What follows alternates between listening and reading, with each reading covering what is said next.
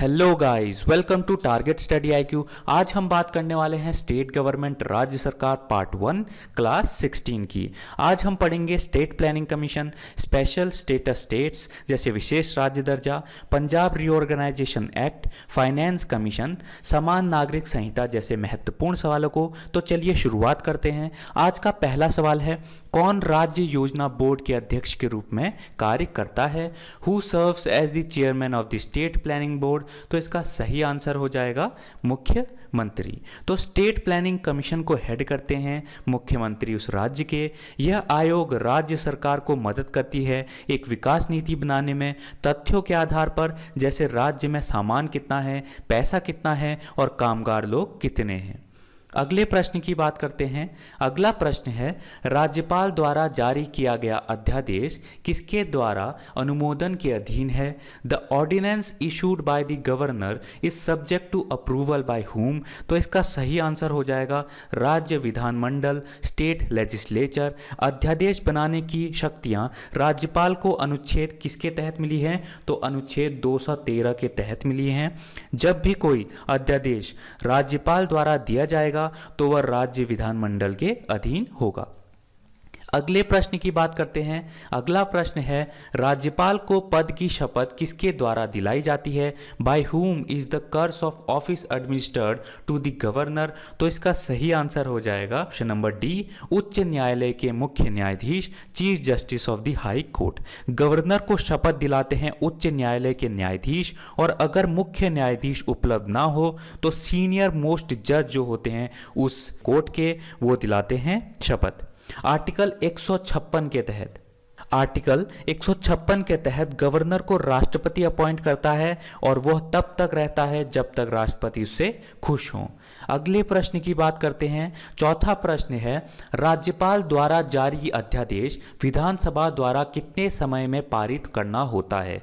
How long does the ordinance issued by the governor have to be passed by the assembly? तो इसका सही answer हो जाएगा 6 weeks, 6 सप्ताह। राज्यपाल के पास विधानमंडल में अवकाश के दौरान अध्यादेश प्रख्यापित करने की शक्ति है। यदि राज्य विधानमंडल द्वारा इस प्रकार के अध्यादेश को अस्वीकार करने वाला संकल्प पारित किया जाता है तो राज्य विधानमंडल में 6 सप्ताह की समाप्ति या उससे पहले प्रख्यापित अध्यादेशों का संचालन बंद हो जाता है। अगले प्रश्न की बात करते हैं।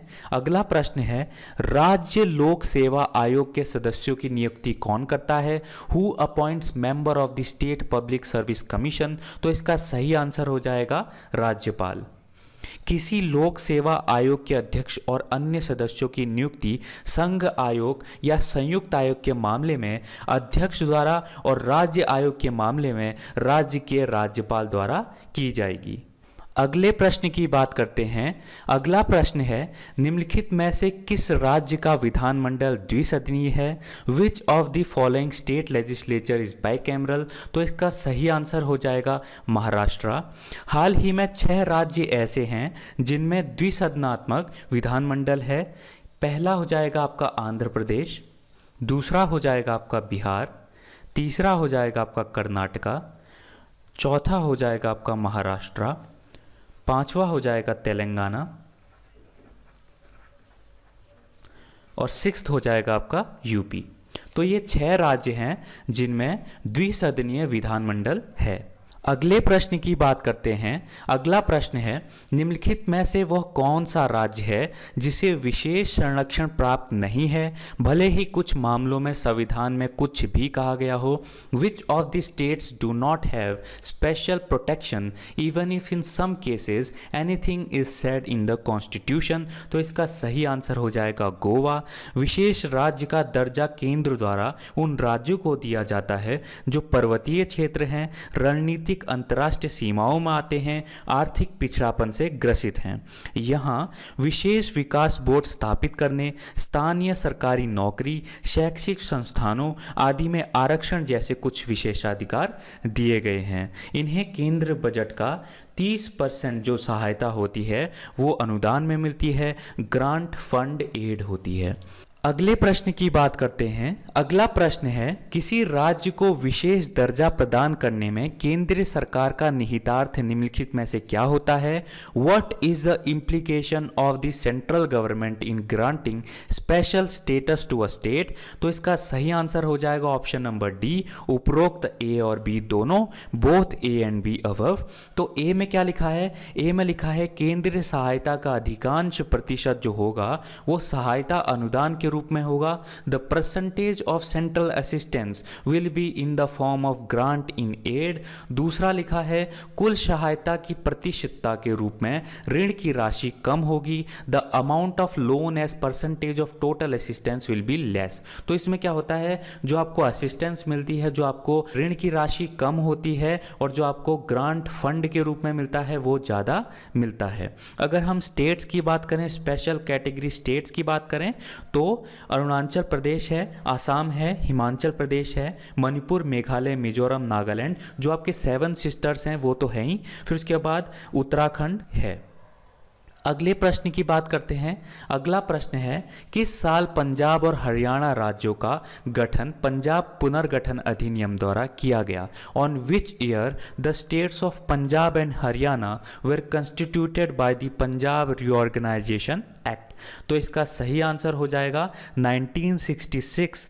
1966 में पंजाब रीऑर्गेनाइजेशन एक्ट आया था जो कि पारित हुआ था। अगले प्रश्न की बात करते हैं। अगला प्रश्न है, केंद्रीय करों में राज्य का हिस्सा निश्चित करने वाला प्राधिकरण कौन सा है? Which is the authority which decides the share of states in central taxes? तो इसका सही आंसर हो जाएगा ऑप्शन नंबर 1, वित्त आयोग, फाइनेंस कमीशन। तो फाइनेंस कमीशन के बारे में कुछ बात कर लेते हैं। फाइनेंस कमीशन वित्त आयोग एक संवैधानिक निकाय है जो केंद्र और राज्यों के बीच कर आय के वितरण के लिए विधि और फॉर्मूला निर्धारित करता है। वित्त आयोग राज्यों में स्थानीय निकायों को दिए जाने वाले करों और अनुदान का हिस्सा भी तय करता है। अगले प्रश्न की बात करते हैं। अगला प्रश्न है, भारत के किस राज्य में सामान्य नागरिक संहिता है? In which state of India there is a common citizen? तो इसका सही आंसर हो जाएगा ऑप्शन नंबर सी, गोवा। तो गोवा में एक समान नागरिक संहिता है और यह भारत का एकमात्र ऐसा राज्य है। यहाँ पर विशेष विवाह अधिनियम 1954 के मुताबिक किसी भी नागरिक को कानून के दायरे के बाहर नागरिक विवाह करने की अनुमति होती है।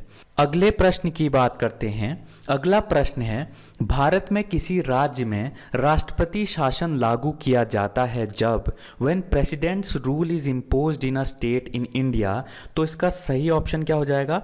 इसका सही ऑप्शन हो जाएगा ऑप्शन नंबर डी, राज्य का शासन संविधान के अनुसार ना चलाया जा सके। The rule of the state can not be governed by the constitution. तो अनुच्छेद 356 के तहत राष्ट्रपति शासन को लागू किया जा सकता है और उसे लागू तब किया जाता है जब राज्य का संचालन उस ढंग से ना हो जिस तरह से संविधान में परिभाषित किया गया है।